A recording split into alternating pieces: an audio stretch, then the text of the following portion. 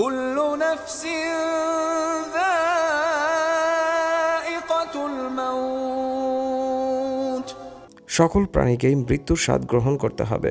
কিয়ামতের দিন যখন পৃথিবী ধ্বংস হয়ে যাবে, দুনিয়ার মধ্যে একটি প্রাণীও অবশিষ্ট থাকবে না, তখন আল্লাহ তাআলা মালাকুল মউতকে ডেকে বলবেন, আমি দুনিয়াতে তোমাকে জীবের জান কবজ করার জন্য যত শক্তি দিয়েছিলাম, আজ 10 গুণ বাড়িয়ে দিচ্ছি।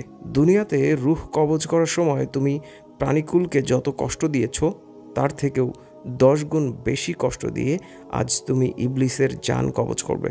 মহান রাব্বুল আলামিনের আদেশে মালাকুল মউত জাহান্নাম থেকে 70,000 আযাবের ফেরেশতা এবং অসংখ্য আগুনের শিকল নিয়ে ইবলিসের জান কবজ করার জন্য বের হবেন।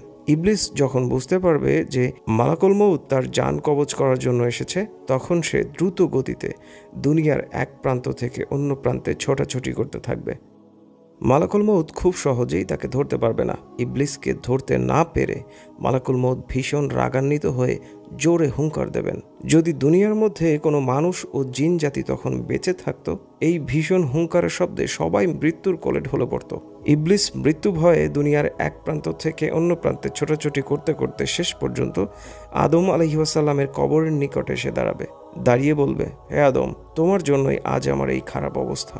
এই সময়ে মালাকুল মউত তার দলবল নিয়ে এসে ইবলিসকে পাকড়াও করবে এবং সমস্ত আযাবের ফেরেশতার সাথে তার জান কবজ করে নেবেন। এই সৃষ্টি জগতে যত কিছু দৃশ্যমান রয়েছে এবং অদৃশ্যমান রয়েছে, সব কিছুরই মালিক। একদিন তিনি এই সব কিছু ধ্বংস করে দেবেন। পাহাড় পর্বত নদী নালা, এই বিশ্ব ব্রহ্মাণ্ড আমাদের জীবদ্দশায় এই ইবলিস শয়তানের ধোকায় পড়ে বিভিন্ন গুনাহে লিপ্ত হচ্ছে।